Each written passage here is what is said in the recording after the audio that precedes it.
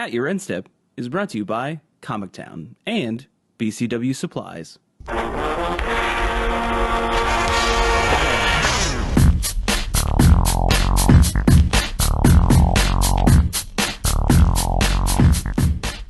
Hello, and welcome to At Your End Step. My name is Morgan. I'm here with Mike. Hello. We have another fun-filled episode for you folks this week. Got some community topics to talk about. Not too much. The main focus of today's show is going to be Pro Tour discussion. We just had that, and just to give you a little bit of preview, I think it was an enjoyable Pro Tour. We may not have like a whole lot to talk about it, to be perfectly honest, but like watching it was pretty entertaining. Yeah, I watched most of it, most of the full Pro Tour, so it was enjoyable. For sure. So let's talk about community topics first and foremost, though. So the first thing we want to talk about is there was an arena update, and this one's kind of significant, kind of important. It's actually been something that a lot of people have wanted in the program, which is actual, factual, genuine standard. Oh, I thought it was easier to delete from your phone now. Oh man, it is pretty easy to delete from your phone because it's not on it. Oh, it's still not there? No. Oh, okay, never mind. Not, first of all, it's not going to be there for a while. It's still in closed beta. Let's be realistic here. No. All right, let's be unrealistic here. Yes. It should be everywhere. I should be able to play it on my eyelids. I don't know. What do you just close them? And I hadn't thought of that, but Wizards, why can't I play this on my eyelids? Yeah, the tech's available. Clearly, we're in the 21st century, man. But no. So Kaladesh and Aether Revolt are going to be coming to the program on the 7th. So June 7th, which is this week when we're recording. It's 2 days away, and as well as the 2017 welcome decks, if you're using cards from those decks, suiting up some nightmares or some Mahamodi Jins. That Flame Slash is. That's not. Oh even, no, that's a Planeswalker deck. My bad. That's a Planeswalker deck. Wait, are those not there? Probably not. That's not full standard. They lied. Yep, you got them. No, didn't get them. Actually, that's the truth. I like how you stop siding with them. Okay, I get it. I get it. You get extra Scooby snacks because you do, but if they're gonna say full standard, including the welcome decks for some reason, but not Planeswalker decks, that seems weird. That just seems odd. Now maybe they are. Maybe they are there. I don't know. I don't know what they are considering part of Kaladesh and Aether Revolt, because those cards technically are. They're just not. You just can't open them in booster packs. So. Maybe they will be there. Maybe the special Planeswalker cards will be there. But this is also will have the standard ban list as well. So cards that are banned in standard will also be banned in arena, and you can this article that we're looking at has a glaring typo in it, and it bugs me. It says. Wizards of the Coast is updating their free-to-play digital card game, Magic the Gathering Arena, to embrace the full 70-card standard format. And I'm like, no, 75-card standard format.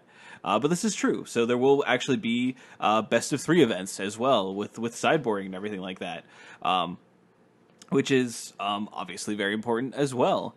Now, since Kaladesh is, going to be rotating out fairly soon, something they are doing is they are going to give 2 of every Kaladesh and Aether Revolt common and uncommon card to your collection for this for the closed beta.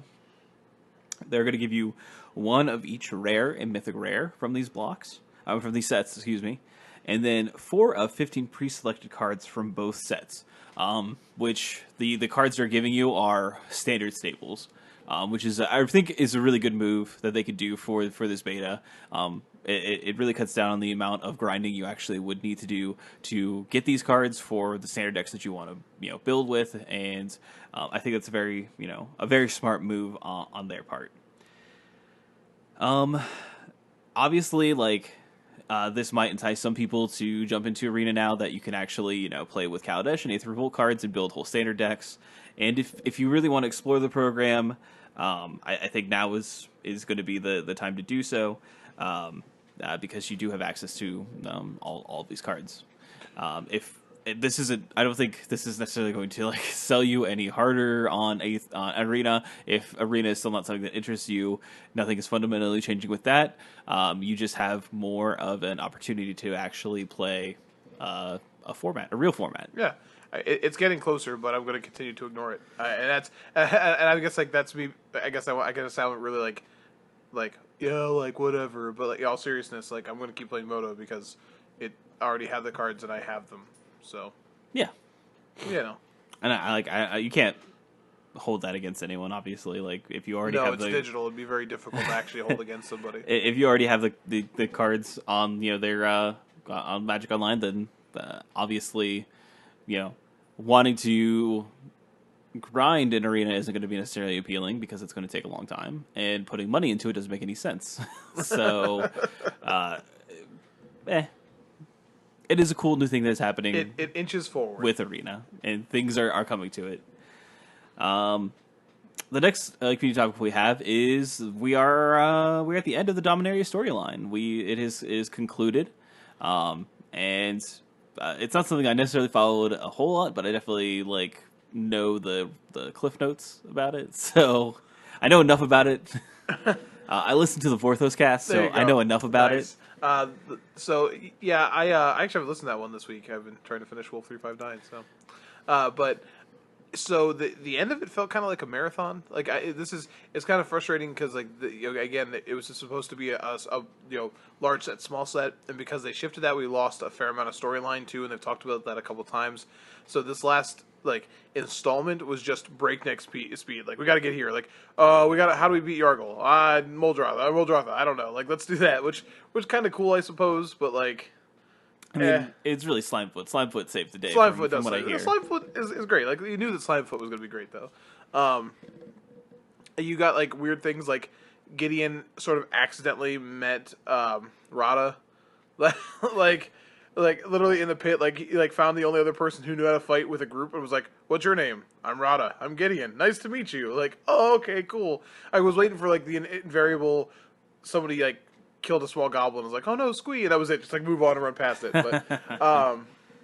But so it was a lot of stuff that happened quickly. But the main thing that happened is that they did manage to find the Black Blade, and so Gideon tried to use the Black Blade. Liliana's actually the one who kind of used it, and it described in vivid detail how it just sort of absorbed all of Belzenlock, the Grandmaster himself, and how at the end he was just a little just a little bit of him before he's just gone, and it was cool. And then Liliana notices that her lines, her contract lines, didn't go away, and she was like, "Well, that should have happened, but okay, let's move on." And we got a whole bunch of sort of the end of the Return of the King-esque endings. This happened, and and Teferi took the oath, and I did enjoy that. So Karn didn't take the oath. He's gonna help, but he's got to go to New Phyrexia. And Jaya didn't take the oath, and she was like, "Yeah, oaths aren't my thing." I don't think oaths. So that was kind of funny. And so he takes the oath. They decide they're gonna go. They don't say what plane they're going to specifically, but it's pretty obvious that it's Ravnica. So they all planeswalk at the same time, and Liliana tries to planeswalk, and she's like, "Planeswalk, planeswalk," and then she freaks out. She's like, "Did I accidentally lose my spark? Did the sword take my spark? Oh my gosh, what happened?" And then all of a sudden, Bolas just appears in front of the stronghold conveniently after everyone else has left. But of course, he's the one that held her back and was like, yeah, so you belong to me now. You defaulted on your contract." So this is in Bolas' clutches, a card that we knew was going to happen. Yeah. But the way it's explained is pretty interesting. Essentially, if she tries to purposely break his will in any way, anything he says to do, she will instantly age into her appropriate age and die. Yeah. That is what is explained. So she will just wither away to dust. She will literally the last crusade us. She will choose poorly, and that'll be it. So she initially just is like, "All right, I'm just gonna say no, and I'll die, and that'll be fine," which is sort of an interesting culmination of where her character is sort of gone. But then she's like, "No, I can think of a way out of this," and Plains walks away with him. They get to Ravnica. Gideon's like, "Wait, where's Liliana?" And new Jace, who remembers everything, is like, "Oh yeah, she was never coming. I told you this." And Gideon's like, "No, she's changed." She's like, "Okay, go for it." And he goes back to Dominaria to look. She's not there. A couple people mentioned the trails because you remember that Chandra was following Jaya's Aether trail through the Blind Eternities. So apparently Nicol Bolas like also knew to like sweep up the prints in the snow It's like, afterwards. it's like a little planeswalker brush. He just he lit a bunch of incense before he left. Like you're never gonna get Burning this. sage. Gotta mask my scent. But Gideon's like, oh, I thought Jace was wrong, but okay, bye. And so I feel really bad for Gideon because I feel like they've set Gideon and Liliana to be like the new love interest up. They really have. That's what it felt like. I did feel bad for Gideon, who's like, oh, I don't want to. My friend's gone. So, so it's kind of a cool setup, and we know that like Jason and Johnny have already been together and planning some stuff, and Teferi joining the Gate Watch, and there's just a lot of planeswalkers together all of a sudden. We have Chandra, Liliana, or not Liliana. I just said she's gone. Chandra, Gideon, Jace, Teferi, Karn, Jaya, a Johnny at least, possibly Tamio. So because like that, she was with Johnny the last time we knew like the stuff was going down. So Yeah, and oh dang, I always forget the other cons. Narset. Narset was with her, right? Yeah, So maybe Narset's there because too. she's part of the story circle. Right. Like I said, I think that maybe we do get Sarkhan back in the core set. I think that'd be interesting. Back in the mix. And I'm assuming Nissa's gonna come back in some way. Like Chandra's gonna have to go and be like, "You missed it. I put a tree to sleep. I'm changed. I've changed. I got the Jaya power." And she's to be like, "What is a Jaya?" I can shoot laser beams now. Freaking laser beams. I can make shards. Shards. No, I'm done. I'm gonna try and fix it. That is not a. That's All people could do that, but it's not a superpower. I was gonna say sharks, but make them shoot it. But Yeah. it's too late. It's gone. No. So yeah, it'll be interesting to see. The pacing felt a little frustrating, but really Martha Wells did a great job. And if WotC is going to continue to hire people like Martha Wells to do this, then I'm on board because the story. I'm hoping the storyline remains as lovingly crafted with oncoming sets as it does with, because obviously Dominaria was a little bit special, and history was of course the theme. So I hope they don't lose that because this was the best as far as storyline in a long time. It was rushed for sure, and obviously it had the nostalgia factor with certain characters going on. But in general, like the actual like prose of the writer was much better. So Yeah, I definitely could agree with that. I wonder if it was left sort of open ended, so not to like shoehorn the next writer into for sure. into like establishing like the plane and everything like that. So maybe. It's very possible. Well, I think definitely after the criticism after the whole, and I know that the Vorthos cast did touch on this, but there was a huge discrepancy over the amount of time that Jace was on Ixalan, and then his appearance in the Weatherlight, like at the end of that story, and then comparing that with the amount of time that it takes Chandra to find Jaya, like it doesn't work at all. Like it's not even something they can explain. It just is wrong.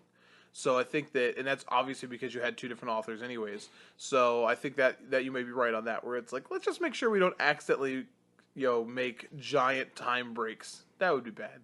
Yeah. So. Awesome. So let's talk about the sort of last community thing that we have, which is I apparently just dropped this bomb on Mike before Yeah, we started I was the not podcast. paying attention. But if you hadn't noticed, this weekend we have some RPTQs going on, and some of those RPTQs, many located within the United States, are met their cap. They are sold out. Now, keep in mind this is the team RPTQ, so there was definitely going to be an influx of players because you had the need of only one person queuing for it, and they could bring along two of their very skilled compatriots to compete in this RPTQ, which is kind of surprising for us to see that this cap to happen. This is the first time that we've kind of seen it, as far as I know, especially in the States. Usually there's plenty of space and everything like that, but I don't find it surprising that this happened, other than the fact that it probably shouldn't. No, definitely shouldn't. Because we worked really hard to potentially work really hard to qualify for one of these RPTQs, and to not have the actual opportunity to compete in one you qualify for is kind of ludicrous, in my opinion. But what did you have to say about it, Mike? I think that we've seen this system get worse and worse. Yeah. First we took away the regular PTQs to do this system, and we saw a huge amount, like at least locally for sure. Like, Columbus is a pretty big hub, but we saw stores stop running PPTQs and attendance be very odd with them, and then the RPTQs themselves, you started having entry fees for the RPTQs, which was weird because the whole point was to not punish the qualified player, was to like reward the qualified player, but now we have to because we can't compensate stores correctly, which I don't begrudge the store for charging when they need to be able to make money, but at the same time, like, it's the system that does that. And then Wizards is like, let's do this cool thing, but we're not going to help stores do anything in any way, shape, or form. Because they went with the same stores they normally do, and that's fine because they've done good in the past with that. But I wonder how many they didn't even check size requirements for. Like, oh, we actually can't award this to you unless you can accommodate more players. Yeah, like theoretically 3 times the right. 3 times the amount of like players. yeah, like not theoretically, definitely Yeah. right. Like, and for entire countries to have their single RPTU sold out, that is a failed qualification system. Like, what are you doing? Like, you can't lock qualified players out of the only qualifier. So I hope anybody who isn't able to play in one, at the very least, gets theirs rolled over. Yeah. But that's not a good fix. This is a really special Pro Tour. Right, like, and this is how you advertised. Yeah.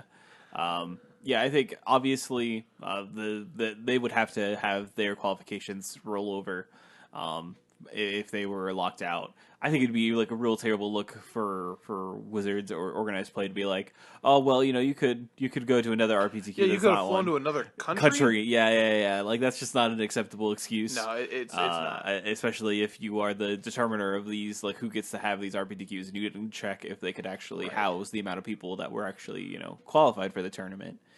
And I think that is a something that they could do, allow them to play the next RPTQ, but it is not like a great it's not a great sort of fix I think in any way, shape, or form. I think we're ready. Let's just go back to the original system.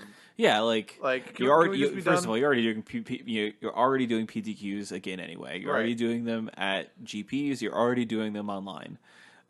Let's just do it. Because that way you could have won a PTQ, chosen 2 friends, and gone to the Pro Tour, and not have had any of this issue. Right. And you could say, like, well, this is a once in X amount of years sort of thing. This won't happen anytime soon again. It doesn't matter. It happened once. Yeah, it shouldn't have happened at all. Exactly. So, that's the entire point. And I really truly feel that PPTQs just need to come back. I think there was nothing wrong. Nothing severely wrong with that system in the first place. Yeah. In my opinion, other than maybe too many people going to the Pro Tour. And okay, like, you got me there, I guess. But I definitely think that the RPTQ and the PPTQ system is just has been terrible. Has always been terrible. It's been bad. And this is this opinion is coming from someone that has queued through this system. Yeah, like I got to use the system to queue, and I still think it's a bad system. So yeah, so if it is. If that's our opinion of it, then I think that it definitely needs to have be looked at and potentially changed. Yeah, but, for sure. Oh well. I also noticed that I wrote this bullet in here, like some punk band zine from circa 2001. Green Day sells out. RPTQ selling out? What? Anyway, but that's everything for our community segment.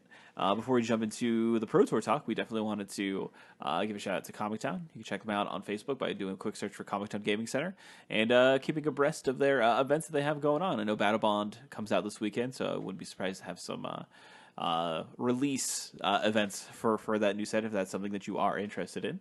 But yeah, check them out. So, the Pro Tour, competitive. First and foremost, I want to give a shout out to the winner. It was Wyatt Darby.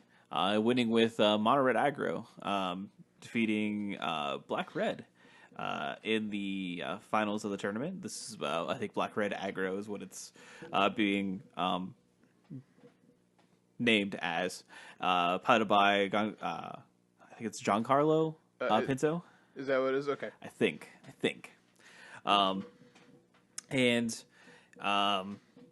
really there are a few storylines throughout the entirety of this tournament.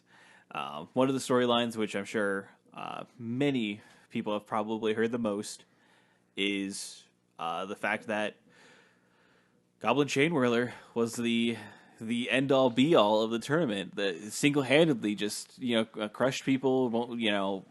Literally murdered people at the Pro Tour. Literally killed people. I don't know if you knew this, but Goblin Chainwhirler, an actual villain. Yeah, there were some people who dressed up in Goblin Chainwhirler cosplay who went to the tournament. Yeah. And first they got barred from the tournament because of the chain weapons they were like wrapping around their body, and then they got arrested because they were like, "Hey, are you Goblin Chainwhirler?" And they were like, "Yes, I am." We're like, "You're under arrest." You're under arrest. They had a suspicion of being too good. 175 murders. You've killed so many tiny robots. Have you seen this, Kenra? Yeah, we think you killed him. Goblin Jailer's like, but it comes back. Anyway. Have you seen this Siphoner? He was literally committing a crime and stealing someone's gas. You still can't murder him. you still can't murder them. It's still not allowed. No, the numbers on chain whirlers are obscene. Yeah, it's a lot. It is definitely a lot. There were, hold on here. I don't know if this is just day 2 or not. This is most played cards. There were 268 copies of Goblin Chainwhirler out of a total of 60, or in a total of 67 decks. 268 copies of Goblin Chainwhirler. I mean, that's certainly a popular card.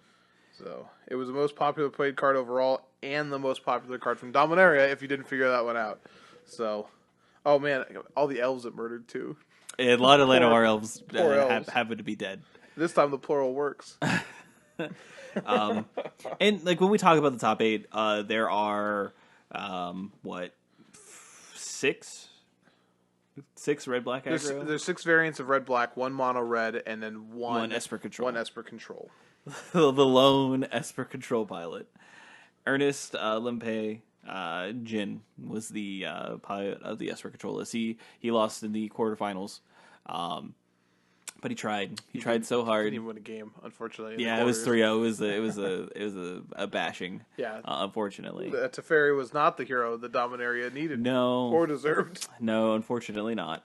But yeah, I mean that's the main headline coming out of this tournament is the absolute domination of Chainwhirler deck.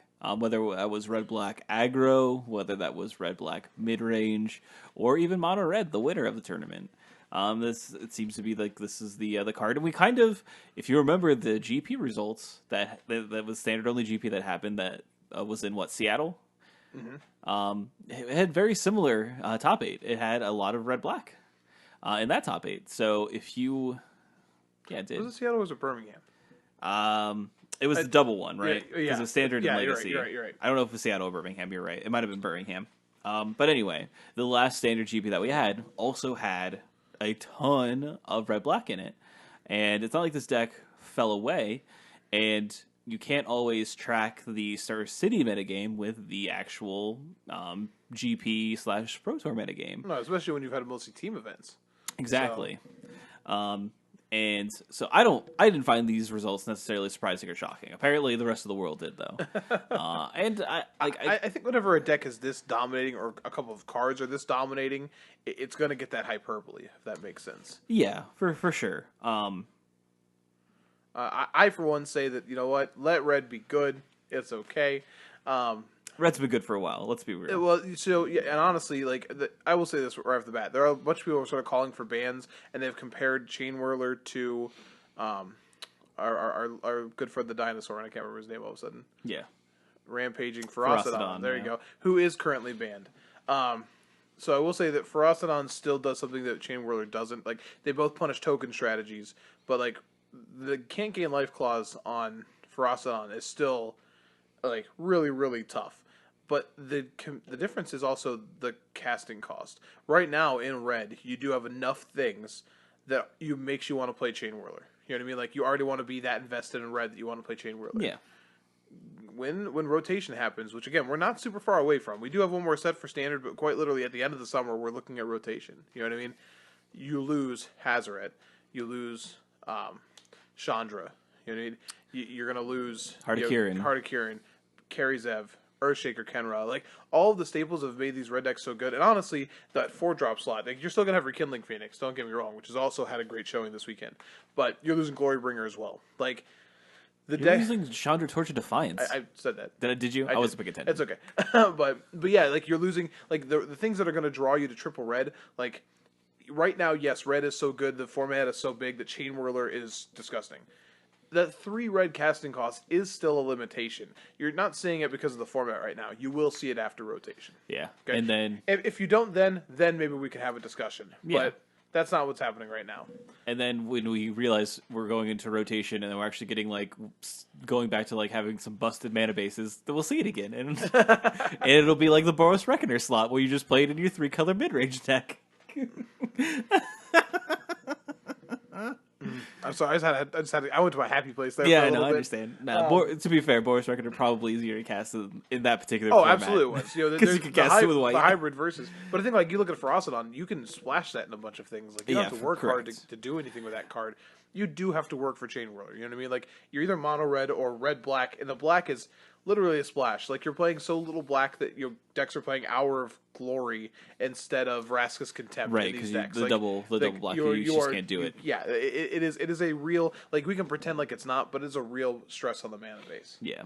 And really the main difference between the sort of the red black mid range and the red black aggro seems to be like the presence of the gift deliverer, the Bomat Courier. The Bomat Courier. Seems to be the messenger man. Yeah, the messenger robot, and that seems to be sort of where people are kind of drawing the line between aggro and mid range. Mid range, you do see a lot more presence of just bigger threats, planeswalkers like Karn being thrown into the mix. If we take a look at Kazuki Takamura's top 8 list. Where we have it listed as mid range here, and then you're going to see more of a stronger presence of black actually. So you can play things like Vraska's Contempt, and yeah, that's kind of where we're seeing this this a little bit of a split. In all honesty, it does seem like red black is sort of the new best deck, theoretically in the format, and in honesty, maybe. That might scare a lot of people, but I also think that we knew Red Black was good. And then when we have other standard results from Opens, from Classics, I mean, there obviously are a lot of team events, so that's going to sort of taint some of that. But we still have Classics, which are sole, standard standalone events. We don't see Red Black dominating. And maybe because people aren't focused on playing the deck and don't wanted to play other things.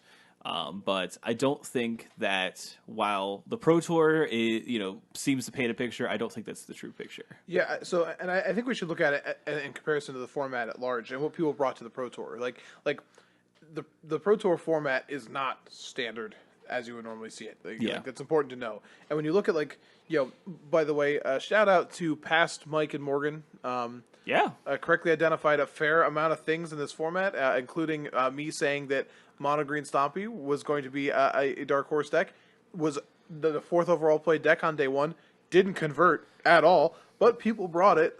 It's very true, and they played a blue version, a blue-green version. Yeah, and that was the counters version was interesting. We can talk with about Commit that to Memory, as being like the big card to really interact with just like permanents on the battlefield or just counter spells, which is really really cool. And then Morgan definitely picked Blue Black coming back up, and man, we saw the Scarab God really make a resurgence this weekend. Blue Black and even Esper Control. There was even like I don't know who it was, but like Jeskai. Someone was actually playing Jeskai as well, which we also named. I don't know if it did very well. I don't even know if it day 2, but they were doing it day 1 at the very least. But when you look at Ernest Jen's list, I mean, there's the tech. There's the Glint-Sleeve Siphoner in the sideboard, which obviously not a good against Chain Whirler, but you're not bringing them in against Chain Whirler decks. You're bringing them in against Blue-White. And I would say that Esper Control definitely is the deck to play if you want to beat Blue-White. If you have an FNM that people just want to play dirtily control decks, show up with Esper, and I think you'll do fine your FNMs. But if it's all red, black, and vehicles decks, don't play Esper Control. Probably play Blue White. Yeah. I think Blue White still has a better game, just because you are playing things like wraths and settles and stuff like that, and your mana base is less clunky. So that's the word that I've been hearing from people is Esper beats other control decks, but blue white still has the better game against the red black vehicles lists. I will also say that Patrick Chapin wrote last week, right before the PT, about Leech's Mastery and his desire to play it. And he also wrote this week about how close he was to pulling the trigger on playing Leech's Mastery. So I'm going to count that as a win as well, because he was at least considering it. Yeah. But it was, so back to the point I was making, though, about the format at large. And you even mentioned there, like, look at cards like Teferi and half the people that brought Teferi. The play pattern with Teferi against some of these decks is to drop it and tick it down, right? That's pretty good for a Chain Whirler. A lot of people showed up with various builds of, green X decks or mono green decks, as we mentioned, playing a lot of Llanowelves. Llanowelves was also the like highest number of played card in this, and it's a card that we saw. We said it was kind of MIA in the format, so it made a big appearance here. However, it plays really, really poorly against Chain Whirler. You saw decks like the blue-green Karn deck, which is sort of the talk of the tournament day one, is bad. I was going to say, it's bad deck. It's bad deck. PV even confirmed it. He had a hilarious Facebook post, which if you didn't see, you should try to find it. I think it's on the Magic Reddit. Essentially, how to fix the deck. Yeah, and it was play mono red. It was to play mono red, minus all the cards in the deck and all the mono red cards. But you had a bunch of decks then that were trying to do other things in the format. You had the Constrictor was still popular and it didn't do very well. Obviously, mono green was popular. Didn't day two, didn't have that conversion rate. The blue green deck was pretty popular with a number of teams. They all were playing Llanowar Elves and had you set your when you're playing that many X1s, you start setting yourself up to just like get blown out by the natural play pattern of the deck. Now, I think some people have said that like, oh well, that's going to cause people to stop playing these X1s. That's going to warp the format. Well, yeah, but that's how a metagame works. So, like, yes, they should be fighting back. That's why I think, like, even when you look at all these different mono red versus red black aggro versus mid range decks, it's very cool to see like who still played Bomat Courier, as you mentioned, who had X amount of Earthshaker Kenras, who was willing to do that. Right? PNLR is good tech against it, but like, how many of those can you actually run before you're not getting out of it? It was cool to see those decisions. So, but I think like the rest of the format, the Pro Tour. All these people who thought that mono red was still going to be good or these things just ignored the fact, like a lot of teams just ignored why it was good and then played decks that lost to either Heart of Kieran or Chain Whirlers. So I think that the format itself, this doesn't feel indicative of format health to me. It feels like people misjudged the red deck. They just did. And it was much better than they anticipated. And we've seen that in other Pro Tours where either people over-prepare for those decks and they get crushed, right? Or people ignore it, and then you have like, what's his name? Guy who writes for Channel Fireball, Sperling. I think back to Sperling when he top 8 with Burn, right? Like back in was it Gate Crash or like literally it was like, oh, we can just ignore this. And it's like, oh no, here's an actual Burn deck that you're just going to lose to because you didn't prepare. And I think that's what happened here. People knew it was a good deck. A lot of teams still decided they could work around it. And they were lying to themselves. Yeah. They fooled themselves. Yeah, you had a lot of people that may have been thinking differently, that the format was going to shake out differently, too. You might have had people that thought, hey, people are just going to be on blue-white Teferi, and that's what they're going to play, so let's play something that can beat that and not worry about the red deck because no one's going to play the red deck. Right. Well, you were wrong. Not to say that people didn't, show up with the blue-white Teferi list or blue-white Control or some version of Control, but it was different. And for something like Esper, it was different for potentially the wrong metagame. It was different because it wanted to be blue-white, but couldn't necessarily convert against red-black, at least not easily. And not to mention, like, once you know this, it is definitely, like, you can definitely plan around, like, this sort of strategy and this sort of deck. Right. Once it's a known quantity. It's not unbeatable, It is far from that. If we can, take a look, and you can even take a look at, like, the GP Birmingham, that's what it was, GP Birmingham. Nice. I mean, you can see that the second place player, Giancarlo Pinto, top 8 of that tournament. Right. Like, you could take a look and be like, oh yeah, he basically played, pretty much the same list. The same deck, yeah. There's some minor modifications with how this is built, but a lot of it is very similar. A lot of it is something that you could be like, if they already knew about this, if this was already a thing that was established in the format, people could, play around it and play differently with it. And you can still do that. Like, there's still a lot of available cards and a lot of flexibility within the current format that will allow you to play this deck if you want, or play something else and be able to have game against it. Right. I think and you're already seeing it this week. Again, we could be wrong. Maybe the format does become all red black, but I think one of the decks that MTG Goldfish lists as an example of a deck that didn't actually end up doing well was white black Benalia, which was formerly white black vehicles, white black mid range. But you saw a bunch of those decks showing up with 4 Toolcraft exemplars, and getting their Toolcraft exemplars consistently blown out. And if you look, there's a couple of new lists on Magic Online that are still playing that strategy, but they've actually gone more towards tokens, which seems sort of counterproductive. But then they're playing 4 Banalish Marshal, right? The Marshal is what's going to stop the Chain Whirler from killing all your little guys. So you've already seen some shifting on that. I do want to make mention of a couple decks, and very luckily for us, MTG Goldfish helped pull those out. If you want to go through and look, they did release all the deck lists that have 6 or more wins. There's a lot of stuff we've already seen consistently.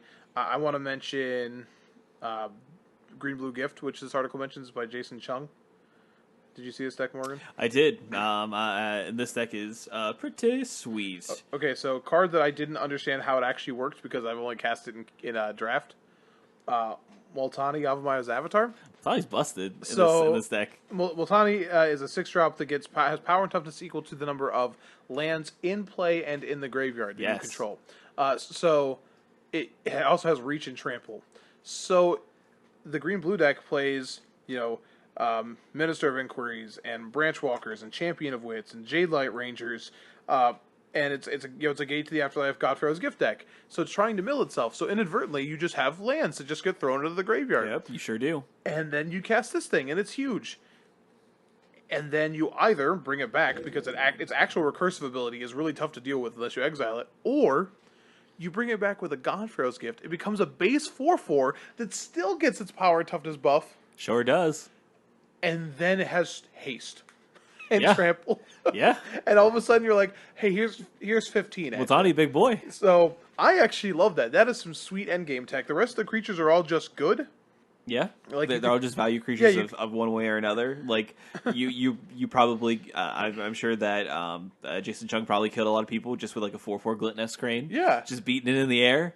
But yeah, this deck is sweet. If it didn't require me to have 4 Walking Ballista, I would probably play this list. But it requires me to have 4 Walking Ballista, and I don't really want to buy a 4 Walking Ballista. No, the deck is sweet though. And if you look on the sideboard, it has 3 copies of Wild Growth Walker.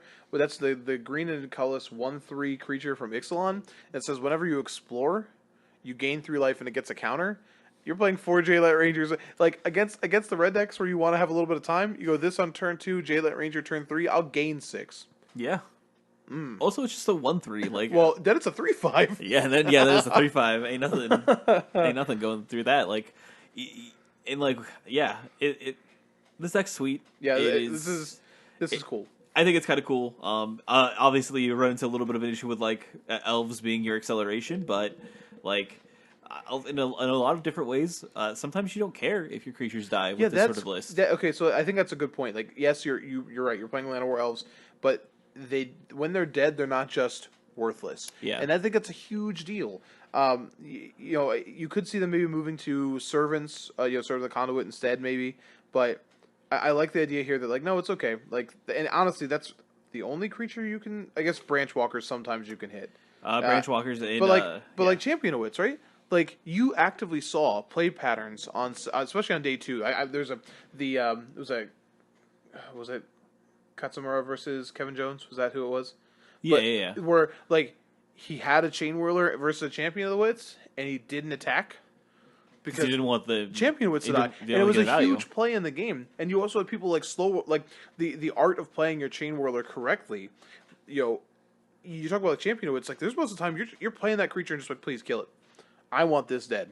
And so now it's oh, well, I don't want...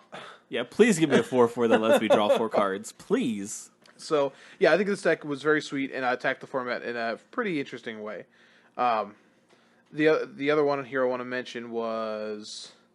there was the Sultai midrange deck, if you're interested, Morgan, because it definitely had Scarab Gods and everything you see, but also Muldrothas. Yeah, Muldrotha, yeah, man. That's pretty sweet. That card is really... really cool with something like Liliana's Death Majesty. Oh, yeah. I'll just mill, and then oh well, actually I'm just gonna cast Play this land and Yeah. do this, and yeah, it's pretty great. We had if you scroll down, there's the white black tokens deck I was mentioning that it's starting to see some play. Yeah. Again with four, so instead of being just pure, because it's essentially the same kind of deck. It's it's playing History Benalia, has Heart of Kirin, but it's playing Servo Exhibitions, Ceram's Expertises, and Benalish Marshals. And I got to tell you, I've played against this online in the last week. And if your opponent goes Ceram's Expertise, and then the card they cast off with the Ceram's Expertise is Benalish Marshal, you're like, oh no, I'm all about that. Thumbs so, up. so that's pretty interesting. Again, I don't know if Servo Exhibitions where I want to be, but at the end of the day, you get 2/1/1s, and if the Chain Whirler kills it, then you're not getting 2-for-1 essentially. It's still one card, so Yeah. it's not the worst. We have Black Green Ramp, but I also want to mention Green Blue counters. That's one I want to talk about. Timothy Thomason, which I'm sorry, Timothy Thomason. Tim Tom. Timmy Tom. So this is another version of the same. Again, Llanowar Elves, Merfolk Branchwalker, also a Servant of the Conduit, Jaylight Rangers, Rishkars, Bristling Hydra, right? And this is the one that has Commit to Memory, as you mentioned, and the full 4 Hadana's Climb. Like, this is a turbo Hadana's Climb deck, and it's kind of sweet, actually. How do you stop your things like your Llanowar Elves from, or I guess not your Llanowar Elves, but like anything else from dying to Chain Whirlers? You just put some counters on them, then they can't die. That's very true. Unless they have Skullscar Mage, but that's a whole different thing. So that was at least interesting. Like how many Hadana's Climbs are too many? Apparently, it's all of them. All of them is the correct answer. So like he is playing one of Skyship. Yeah. So like what's it like to like make that a real big boy with the Winged Temple? Big boat. So that's one. That's like a 12. That's a 12. Yeah, 12, 12, 11. Is that how it works? It's a 6/5, so it's a 12/11. Oh yeah. Okay. Fair enough. It's a big boat crashing through. It also deals 3 damage to like a creature or planeswalker. Seems all right. Yeah, not too bad. So yeah, I think that overall, like it was. We want to talk a little bit about like the coverage itself with this, like, or do you want to keep talking about decks? No, we can talk about coverage and how like Riley Knight's still like the best. Thank you. Riley Knight is Just wonderful. I when Greg Orange was playing near the end of day 2, and he was pulling out Orange Dynasty lines from like naming actual battles. I'm like, I know you have to have your phone out looking this up as you're doing it, but I love this just the same. He's ridiculous as a flavor commentator, and I just want to go to like a tournament that he's at just to be like, thank you. Yeah, just like thank you for everything that you do. He had posted a picture of his mom texting him and asking him where he was. Like, are you in Richmond, USA? Because the coverage says you're in Dominaria. And he tweeted that out, which was pretty great. That's solid. But overall, I think coverage was pretty good. It was exciting to watch draft because the draft format's really good. So like that was a benefit that they just had, which is really nice. But they also had some new camera tech where they were able to like sort of flip the battlefield so you could kind of get like a closer view on it. Which is kind of nice. It is extra. It felt really extra and not necessarily like super needed. But I could see like being new to Magic in general and like getting into the Pro Tour and like being able to have that view would be beneficial because you kind of see the cards a little bit better. So maybe that was fine, but yeah, it was kind of a new thing. Yeah, it was cool to see that. Like honestly, it's pretty similar to what you see like if you've ever watched like the NFL. Like, yeah, and then they like zoom around as if like person's making a catch or something. Yeah, but, that's some recent tech. Yeah, where they kind of shift the field, so you Yeah. kind of see the whole play as it happens. I do think though, like they did a better job of spacing their breaks at an effective snippet. Like, okay, we're gonna take a 2-minute break, and then immediately had the timer up, so I knew exactly how long it was till they came back, and I could go do something else. It wasn't these huge stretches of 8 or 9 or 10 minutes. I think you still had some problems with like when you go to break and you just have dun dun dun dun dun dun dun, dun teams dun dun dun dun, dun, dun, dun, more teams, and then you had a bunch of teams who didn't have a single player qualified for this PT, but you were still listing their team results for the PT. It was just like, oh, 6-0 results. None of them were here. Why am I still seeing this slide? It wasn't telling us overall points. I wasn't updating over. No. It was just like Didn't show like their ranking or anything like that. Yeah, it's like I don't know. Now to give them props, they did have some cool stuff that they did have made, which is like the history of Dominaria. Those were really fun. Which is really funny. and they had a new Walking the Plains, I believe. It was for Dana Fisher, the 7-year-old prodigy of Magic. So they had a new one of that. They also followed him. Yeah, Nate Holt. Nate Holt up into Maine with his family too, which Yep. was kind of cool. So there was some stuff they did, and they had their typical like player interview stuff and everything like that. So I definitely felt like overall it was definitely more engaging of a Pro Tour. And in general, I felt like the Pro Tour was just faster, and that probably has to do with the decks that were being played were in general fast decks and not slow, drawn out decks. So it did make the whole process seem pretty snippy, pretty quick, but everything else with the Pro Tour production was up to the typical high quality that they do have. So.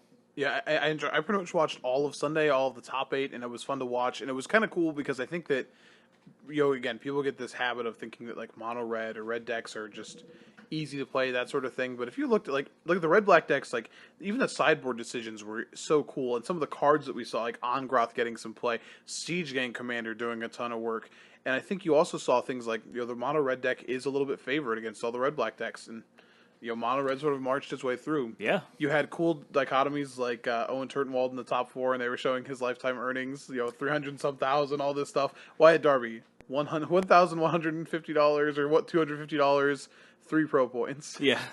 I thought that was actually awesome to see.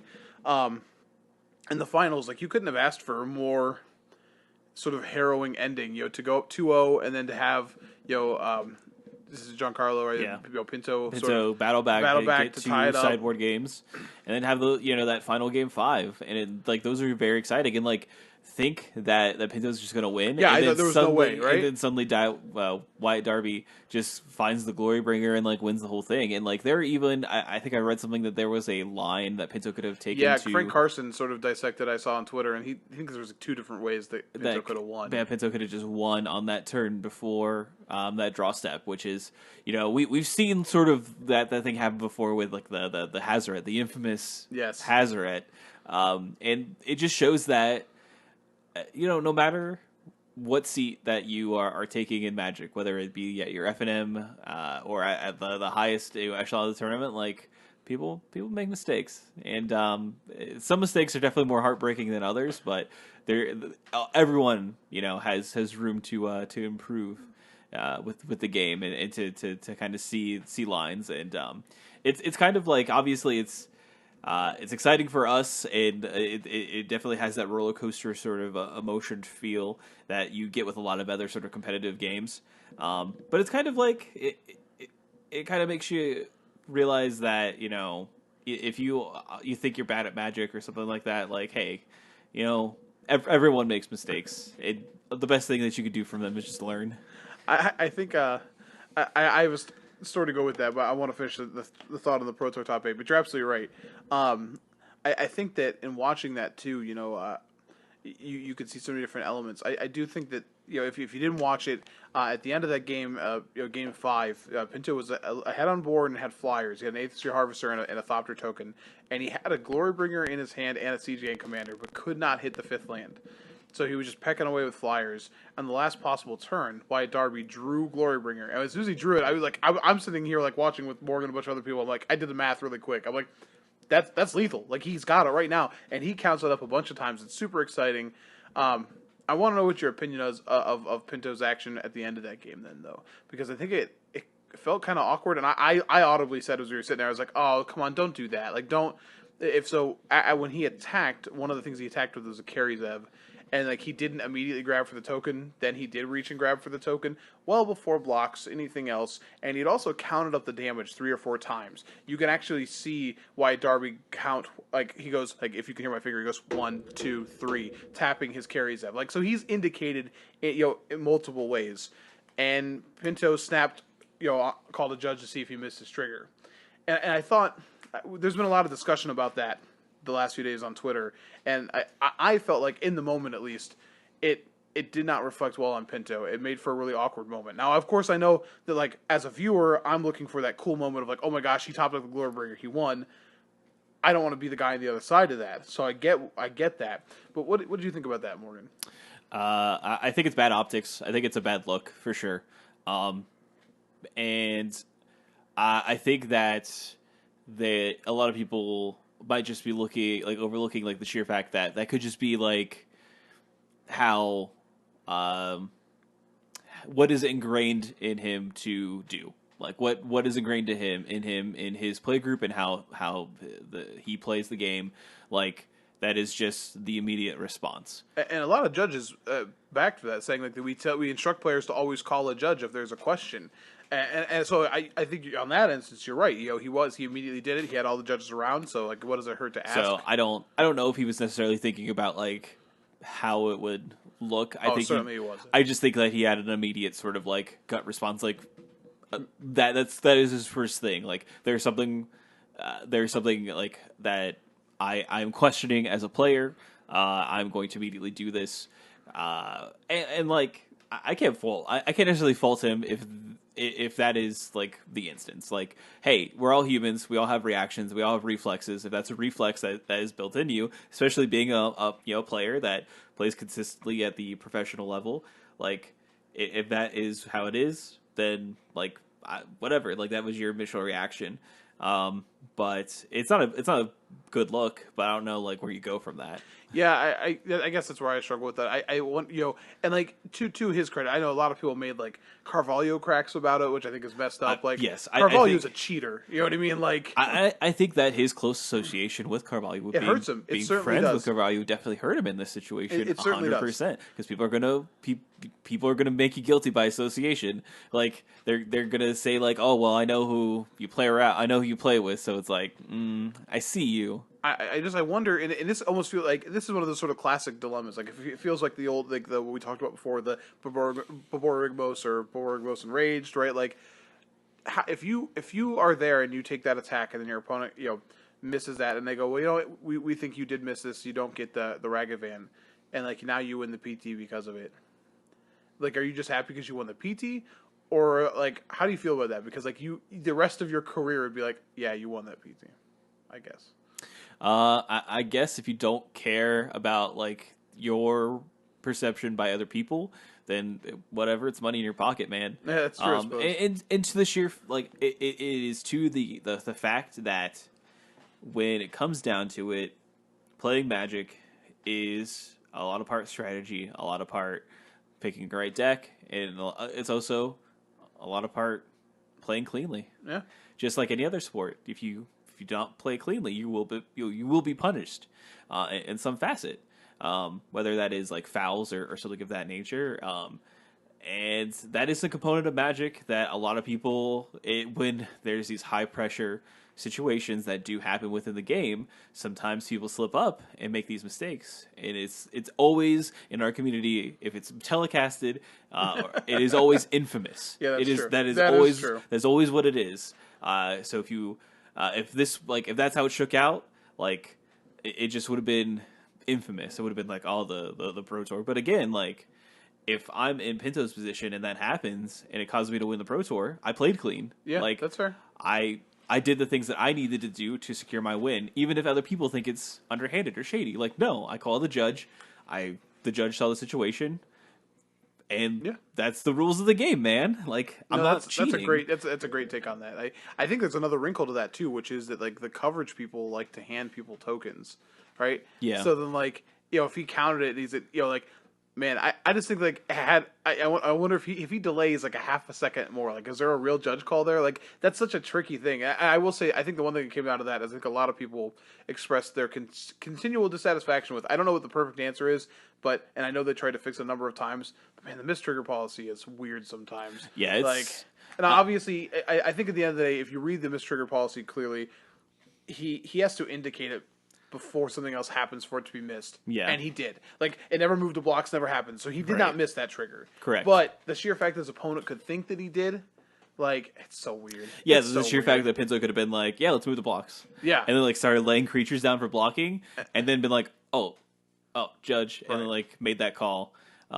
So I think, like, the exact moment where that call was made was the correct thing to, like, I think this is overall a pretty like It's pretty, yeah. So it's pretty minor. It's just the optics are bad, as you Yeah, said. it just looks bad, but I think that it was the best outcome that it could have been, other than actually having Right. the token placed on there in the first place and never having this happen at all. So Okay, that's about that. To go back to your point about the sort of that any given Sunday, sort of any player time. If you watched the first draft, so the feature drafter was LSV, the backup drafter was John Finkel, right? John Finkel's deck was obscene, by the way. yeah, it's disgusting. So, but and LSV's deck was fine. He did get a sweet Cloud or a Tempest Gen at the end. I keep saying Cloud Gen. I don't know why I keep saying that. Anyways, though, his first round opponent was a guy who won a PTQ, and this is his first Pro Tour. So they were talking about that. Like you come into your first Pro Tour, you sit down to draft. There's LSV and John Finkel in your draft, and they go to game 3, and they have this crazy board state. So like the new player, I can't remember his name, I apologize, but he has a mammoth spider, a 3-power thing like a Llanowar Envoy, and then the 2/2 Thallid Lord that gives other fungus and whatever else +1/+1. LSV has a flying hexproof turtle. Yeah, And he drew Icy Manipulator, and he's at 6. So this means that he can tap down one of the 3-power guys and only take 5 on the next attack. And then he can also tap down the Mammoth Spider to swing for lethal the next turn. So LSV's Icy Manipulator draw was unreal, and it's very good. So he passes the turn back. And this guy, who again, he just won a PTQ, he's into this draft, he sits there, he tanks for a little bit. The coverage is like, I don't know what he could draw here. You had to draw a pump spell, you drew a land for turn, I don't know. Well, he had the green, Memorial to Unity. Yes, thank you. And he pops Memorial to Unity. Doesn't have much mana up afterwards. He's slowly peeling the 5 cards out. And he finds another Thallid Lord. And and they sit there for a little bit, and it takes coverage a little bit to figure it out, and they're like, wait, doesn't that...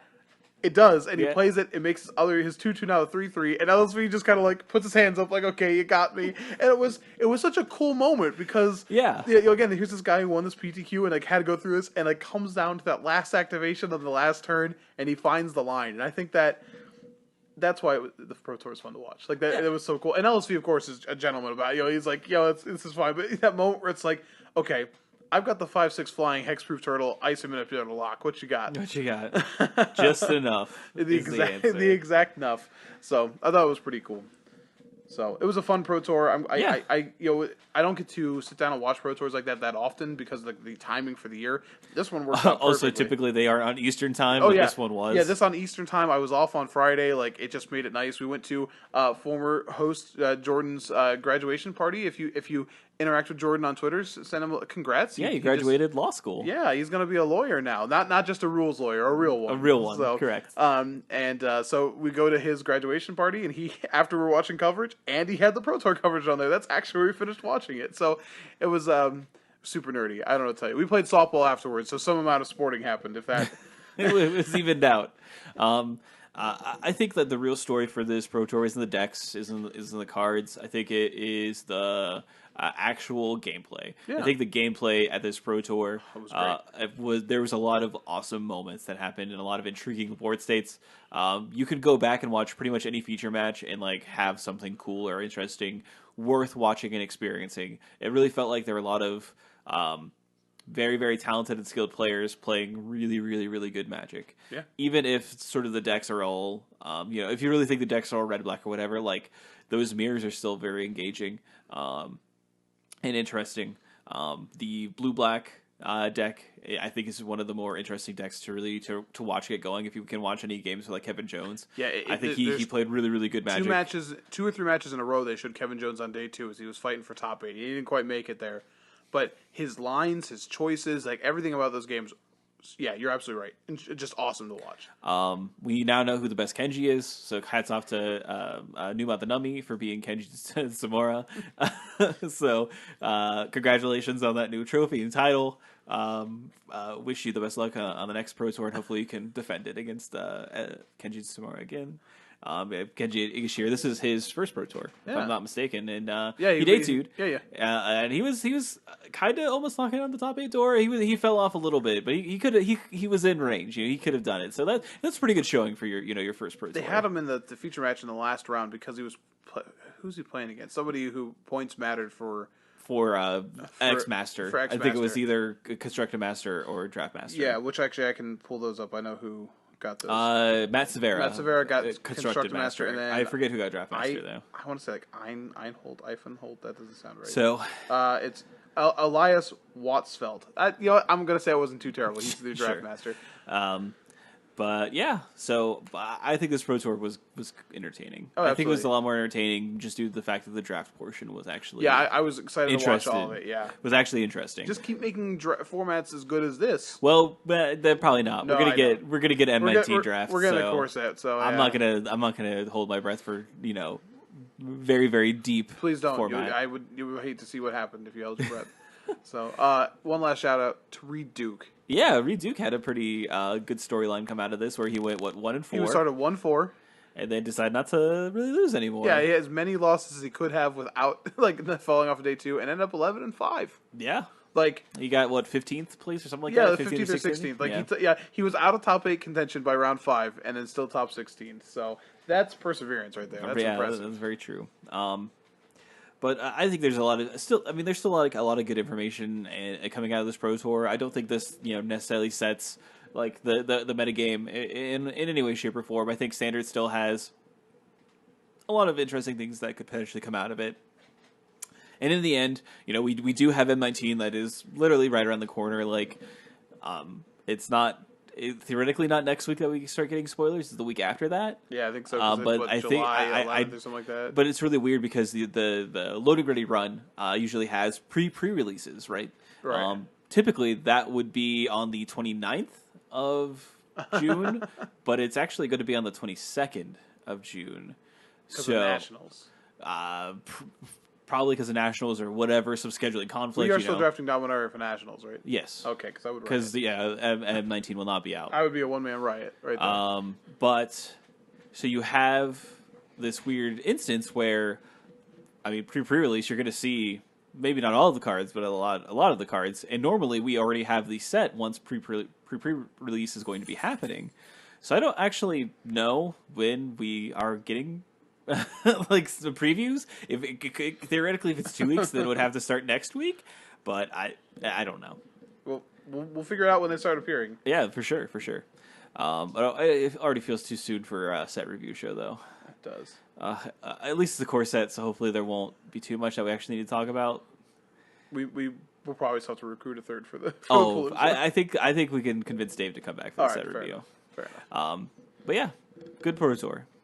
But that's gonna be everything for us this week. This weekend there are a few things going on. We have Star City Games Con or SCG Con, which is also the Invitational. So if you are heading over to Roanoke, best of luck to you. We also have GP Copenhagen. And is it standard or limited? Do you know? I'll let you look it up. Sorry, I should have wrote that down. And then, of course, we have some RPTQs happening for a Pro Tour 25th anniversary. So if you are attending those, good luck to you as well. Nothing happening locally. More than likely, your local store will have some BattleBot events as far as that's concerned. So if that's something you are interested in checking out, definitely support your local game store and do some Copenhagen Standard. So there we go. We kind of get another test of the format and see if Red Black is truly everything it's made out to be. So yeah, grab a buddy and do some BattleBot events if you really want to. But yeah, Yes. that's going to be everything for us this week. We do have plenty of ways to reach out to us if you would like. So we have Twitter, it's your NSTEP, and when you ask, it's at your NSTEP, or at your NSTEP at gmail.com is another great way to get a hold of us, or Facebook. We can do a quick search for at your NSTEP, and we pop right up. If you are listening to us via your iPhone or your iTunes, feel free to give us a review or a rating. It really helps us get some visibility and gets new listeners to the show. We also are on MTG Cast. If you're listening to us on there, check out some of the other podcasts that they have on their show. It's a great place to find your new favorite MTG podcast or your second favorite MTG podcast, because we know we're your favorite. If you are interested in supporting us in any way, shape, or form, you can definitely check out our Patreon. It's patreon.com/atyourendstep. We have some contribution tiers and everything like that. And our patrons really help us put up the show and keep it running, keep the lights on, keep posting going. So we truly, truly appreciate it. Also, check out our sponsor, Comic Town. You can definitely check out some more information about them by checking out their Facebook, Comic Town Gaming Center. And check out BCW Supplies as well, bcwsupplies.com. If you were looking to sleeve up a new deck or get a new deck box, definitely check them out. But yeah, that's going to be everything for us this week. You have a great one, and we'll catch you next time. Bye.